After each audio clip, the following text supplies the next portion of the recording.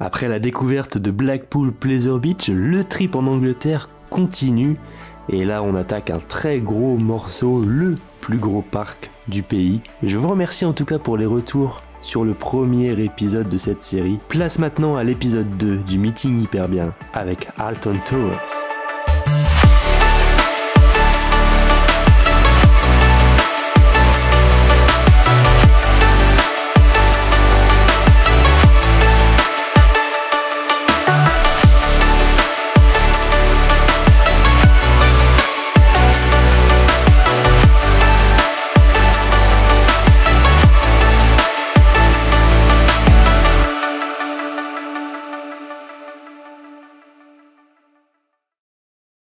Salut à tous, très heureux de vous retrouver pour une nouvelle vidéo, deuxième étape de ce meeting hyper bien.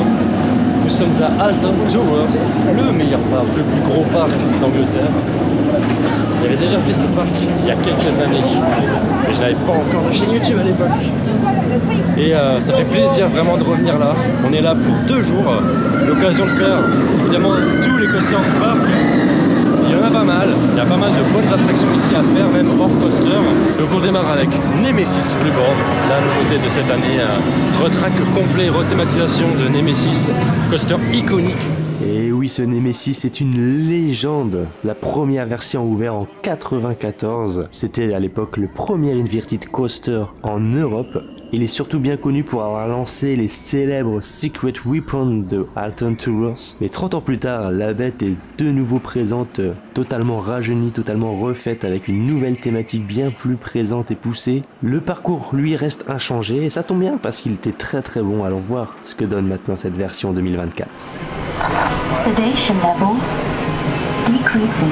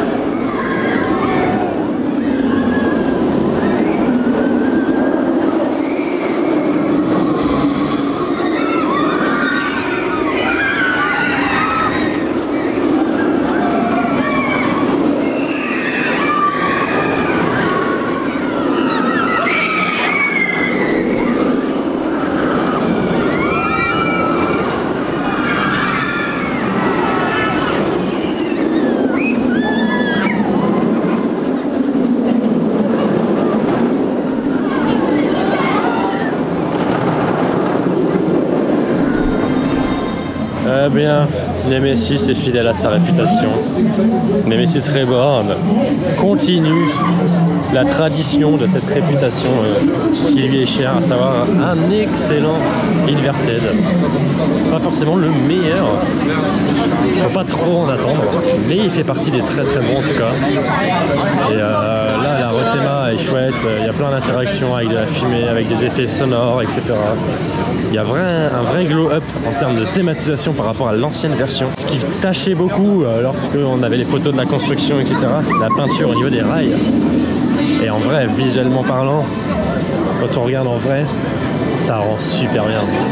C'est super joli et ça met vraiment dans l'ambiance. Donc pour le coup, Nemesis est validé. On va sûrement s'en refaire. L'avantage, c'est qu'on est à l'hôtel ce soir, parce que demain on est aussi là, et on peut profiter de Nemesis de 9h à 10h pour les résidents des hôtels. Donc sûrement demain matin, on va essayer de s'enchaîner 1 ou 2 tours, voire même davantage selon la fréquentation, mais voilà. Autre BM du parc, autre première européenne, enfin celle-ci c'est même une première mondiale, on va dire, Galactica. anciennement Air, qui lui est le tout premier flying coaster du monde. Voilà, tout simplement. Donc parcours très court, là encore, très aérien, très planant. Et surtout très en panne. Et c'est la première d'une longue série. Pendant qu'on est ici dans la zone de Forbidden Valley, zone donc qui abrite et qui est surtout thématisée quand même sur l'histoire de Nemesis, il y a un chantier qui est en cours de l'autre côté de Nemesis, justement en face. À l'époque, il y avait un top spin, et lors de ma première visite, le top spin était déjà démonté. Et c'était en 2017. Et donc il n'y a rien eu, à part des jeux d'adresse payants, mais rien quoi, depuis cette date. Et un peu, j'ai envie de dire, tous les flats qu'il y a pu y avoir à Alton Towers sont maintenant disparus, hormis Blade, qui est juste ici, qui est un bateau pirate classique. Tous les flats ont disparu. Ce qui fait que l'offre en termes d'attraction à Alton Towers c'était pas si élevé que ça en fait, parce qu'une fois qu'on a fait les coasters, il y a 2-3 dark rides ou autres expériences qui sont assez intéressantes à faire, et globalement on a quasiment fait déjà tout le tour quoi. Donc ouais, un petit peu compliqué. Nemesis, on voit qu'il a 85 minutes d'attente. La journée va être plus chargée que ce qu'on imaginait hein. Ça va être bien plus chargé que ce qu'on l'imaginait. Bref, la zone est vraiment chouette par contre hein. Là, il y a une vraie rethéma ici, c'était pas comme ça quand je l'avais visité la première fois. C'est très joli, très cohérent avec l'histoire de Nemesis hein, du coup. Ça fait propre aussi, non, c'est parfait.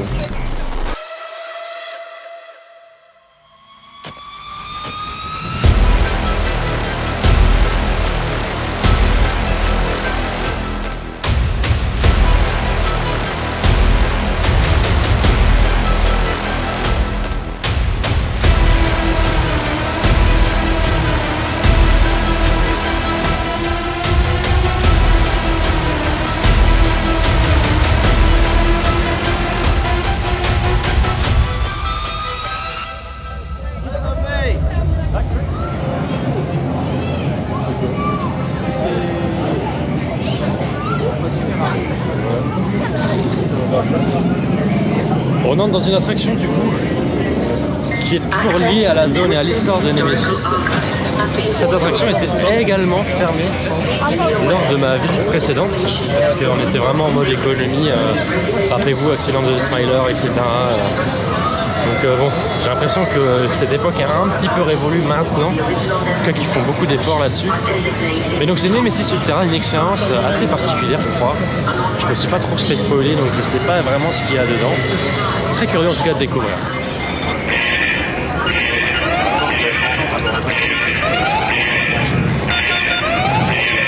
This is a routine security drill.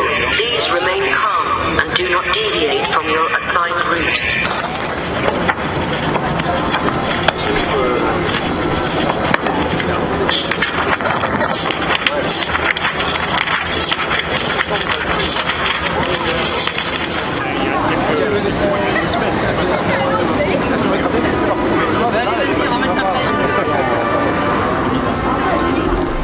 Il faut qu'on parle de Nemesis Zukterra. Il faut qu'on en parle. Je sais pas si je vous spoil ou pas un petit peu, mais il faut vraiment qu'on en parle. J'ai trouvé cette attraction incroyable. On est vraiment immergé dans une ambiance très particulière qui raconte un petit peu l'histoire de Nemesis et qui fait vraiment le lien avec un petit peu toute la zone. Donc c'est vraiment une attraction qui est extrêmement importante pour la thématique globale de cette Forbidden Valley. Alors oui, elle doit coûter un peu cher en exploitation parce qu'il y a pas mal d'employés. Mais putain, qu'est-ce qu'elle est bien quoi.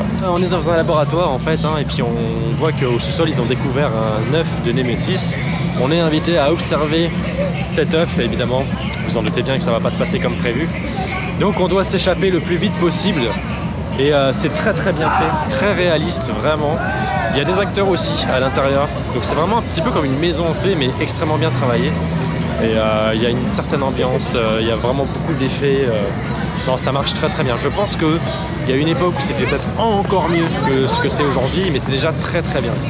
Donc c'est pas à négliger. C'est une petite attraction secondaire, certes, mais c'est vraiment pas à négliger. C'est une très bonne surprise.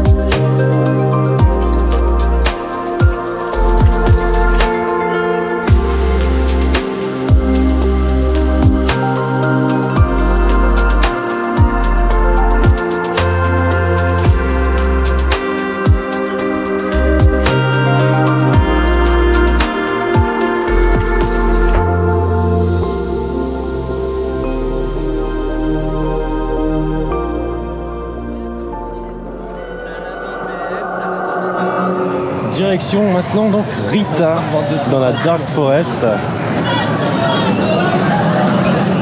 Et c'est ce qu'on est en train de se dire depuis tout à l'heure, les débits sont quand même vraiment pas terribles. Hein. Les opérations manquent un petit peu d'efficacité sur ce coaster. Et juste ici d'ailleurs, on a un autre coaster caché. C'est Certain. Lui c'est pareil. Opération très très délicate hein, sur ces deux coasters ici, avec des temps d'attente qui s'affolent et des pannes à répétition aussi. Encore.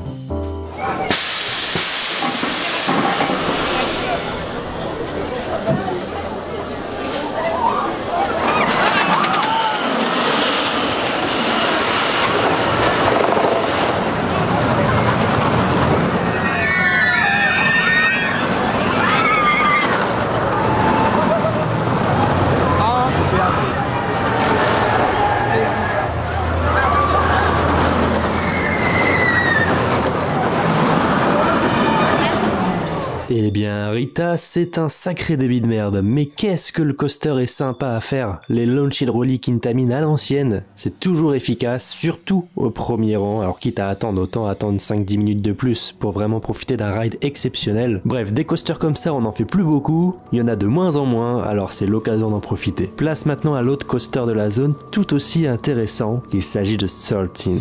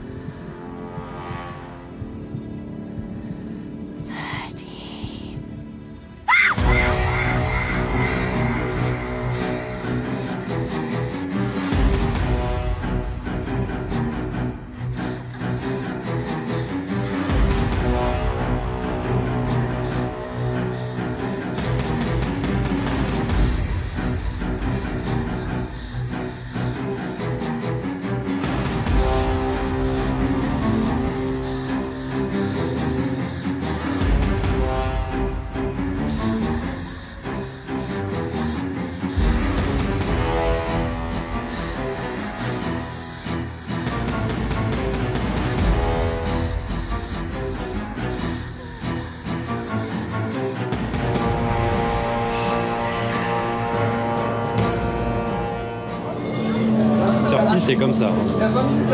C'est familial, mais waouh, c'est trop cool. J'adore l'ambiance. C'est du familial, mais très bien fait, avec quand même des petits floatings sur le parcours. Le drop track, pépite. Dans Certain, très très bonne surprise. Je l'avais déjà fait, et je me souvenais plus à quel point c'était aussi cool. De très bons floatings sur la première partie, dans la forêt, etc. Finalement, un ride quand même assez punchy. Et drop track en 2 fois, enfin, c'est vraiment bien fait. Il y a en plus une sorte d'effet d'air, enfin, il y a un petit effet de surprise vraiment pas déconnant. On peut peut-être juste regretter qu'à part la déco, les lumières, il n'y a pas un petit scare supplémentaire pour amener un peu plus la chute encore. Mais à part ça, très bonne surprise ce petit coaster. Très très cool.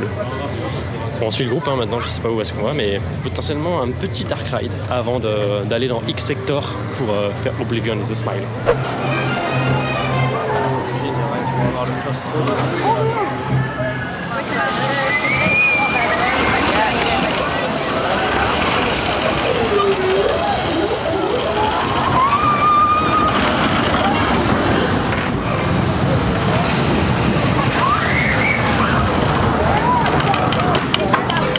Bien, ici nous avions le Alton Tour Dungeon, une expérience payante hein, qui était un petit peu, je pense, délaissée parce qu'elle est déjà fermée, mais a priori pour une expérience sur la saison d'Halloween.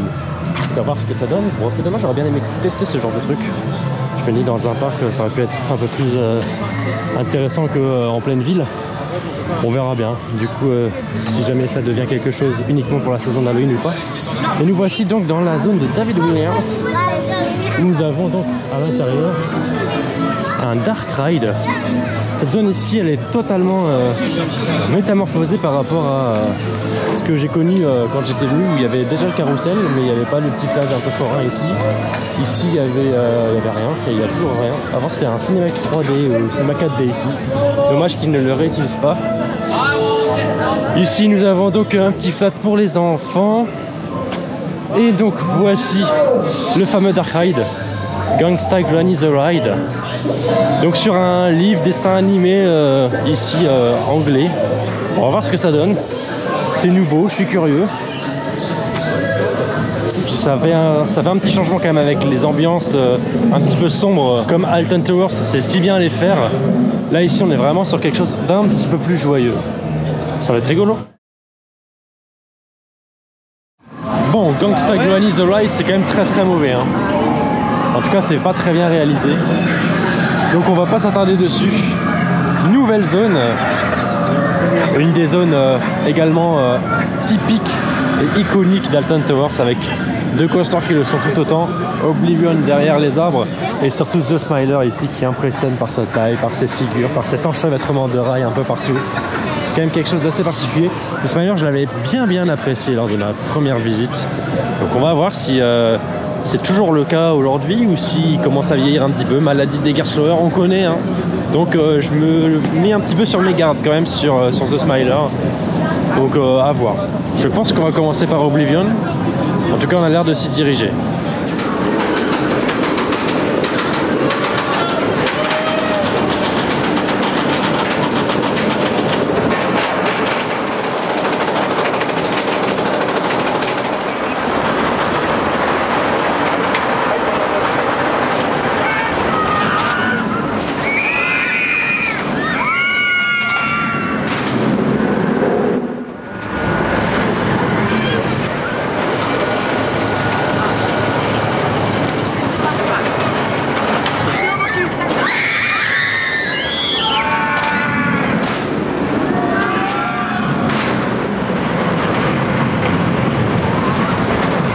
Oblivion, c'est la toute première dive machine à avoir ouverte dans le monde. Le coaster est très simple, il se résume à une drop, un virage et c'est terminé. Mais par contre, cette drop, elle est vraiment exceptionnelle. Son caractère exceptionnel, il réside en deux choses. Dans un premier temps, son intensité. La drop est extrêmement inclinée, elle est quand même assez longue et on ressent vraiment une énorme sensation de chute avec ses trains massifs. Le deuxième côté exceptionnel de cette drop, c'est qu'elle est finalement moitié extérieure, moitié intérieure, puisqu'ils ont dû creuser un trou énorme pour pouvoir construire ce coaster. Et oui, Alton Towers n'a pas le droit de construire des infrastructures qui dépassent la cime des arbres. Bref, Oblivion, c'est une machine très courte mais très intéressante. On a pu en enchaîner quelques tours puisqu'en plus ça débite vraiment très bien et ça tombait bien puisque The Smiler en face était en panne. Ça fait beaucoup là, non ?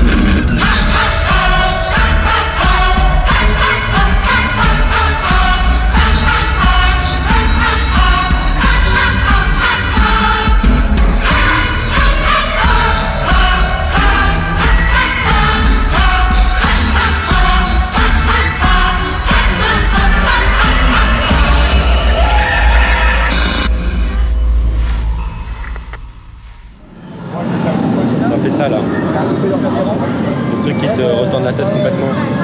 14 inversions quand même. Alors, là, il y en a 3. En vrai, la 14. C'est costaud.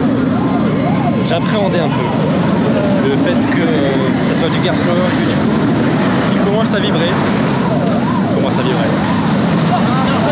Petit à petit, ça devient quand même un caddie. Hein. Et on se prend une méchante baffe là, ici, sur cet élément-là. Là. On se prend une méchante baffe qui n'était pas présente dans mes souvenirs. Donc il commence à vieillir, c'est dommage. Du coup, il va baisser un petit peu dans mon estime. Mais ça reste quand même un coaster iconique et surtout avec une ambiance. La musique, le soundtrack, toute la théma, cet enchevêtrement de rails, on ne sait pas où est-ce que ça va. Bref, c'est totalement fou, c'est totalement what the fuck. Dans l'esprit de ce que Alton Tower a pu faire avec ses Secret Weapons, là on est sur un coaster avec un record mondial d'inversion, un coaster qui visuellement en jette, un coaster qui reste quand même très sympathique à faire. Il y a 14 inversions, mais pour autant, même si ça commence à trembler, même s'il y a une baffe à un moment donné, les 14 inversions passent quand même plutôt bien. Et c'est pas les mêmes inversions, donc il y a quand même de la variété, il y a quand même des fois un petit peu dans le time, des fois des inversions un peu plus intenses. Entre deux, on a aussi deux petites bosses qui proposent des boss airtime. Donc il y a quand même une certaine variété sur le parcours. Et c'est pas un coaster qui enchaîne les inversions en mode bourrin avec de l'intensité tout le temps, etc. Non, il y a quand même un petit peu de variation au niveau des G. Et c'est ça qui est plutôt bien sur ce coaster justement, c'est que du coup les 14 inversions, on les enchaîne. Ça peut être éprouvant pour certains, mais dans l'ensemble ça passe quand même très bien. On termine donc ce premier jour avec The Smiler, ça y est, le parc a fermé, les attractions aussi. Alors c'est assez bizarre parce que on est arrivé ce matin avec un petit peu de retard, oui, parce que on vient de Blackpool, donc c'était pas tout près. Et on est arrivé dans un parc où les temps d'attente étaient à plus d'1 heure sur toutes les attractions. On s'est dit oh là là, on va faire 3 trucs dans la journée, ça va être un enfer. Et au fur et à mesure de la journée, les temps d'attente ont baissé quand même très rapidement. Smiler, on a attendu pour la fin, là on a attendu 20 minutes à peine quoi. On a passé autant de temps à faire toute la file à pied que de réellement attendre avant d'embarquer quoi. C'est assez particulier parce que les horaires sont encore une fois très faibles. 10h-18h pour un parc de cette taille, je trouve ça quand même très faible, surtout en haute saison. Finalement, les temps d'attente ils se baissent quand même très bien au fur et à mesure de la journée. On a fait Oblivion aussi juste avant, qui était en mode walk-on quasiment, enfin embarquement immédiat presque. 6 trains sur le parcours, je comprends toujours pas pourquoi, mais soit. Bref, c'est tout pour ce premier jour. Demain, il y a encore des choses à faire. Il y a du Wickerman, il y a du Choo-Choo avec le Mine Train, le Powerhead. Il y a la zone pirate. Il y a The Curse of Alton Manor qui était fermé aujourd'hui. On verra si ça sera ouvert demain. Il y a Galactica. Il y a Nemesis à refaire, bien entendu. Pourquoi pas refaire un petit tour de The Smiler ou de Coaster aussi. Bref, il y a pas mal de choses encore. Spinball Wizard. J'en passe. En vrai, j'ai tout dit. Bref. Rendez-vous demain. En vérité, rendez-vous dans le prochain épisode du Meeting Hyper Bien. Et oui, c'est ainsi que se termine cette première vidéo sur Alton Towers. Mais pas d'inquiétude, vous allez devoir avoir un petit peu de patience, mais pas beaucoup, puisque le prochain épisode, c'est dans 1 semaine seulement. Alors n'hésitez surtout pas à vous abonner si ça n'est pas déjà le cas, pour être sûr de ne pas louper ce prochain épisode à Alton Towers. Et en attendant sa sortie, vous pouvez aussi commenter, partager, réagir à cette première vidéo. Merci en tout cas de l'avoir regardé jusqu'au bout, j'espère qu'elle vous a plu. On se donne donc rendez-vous très prochainement pour la suite et la fin de notre visite à Alton Towers. Vous aurez un avis complet sur ce parc à ce moment-là. Merci encore et rendez-vous donc dans 1 semaine pour une 2e journée à Alton Towers, tout autant riche en émotions.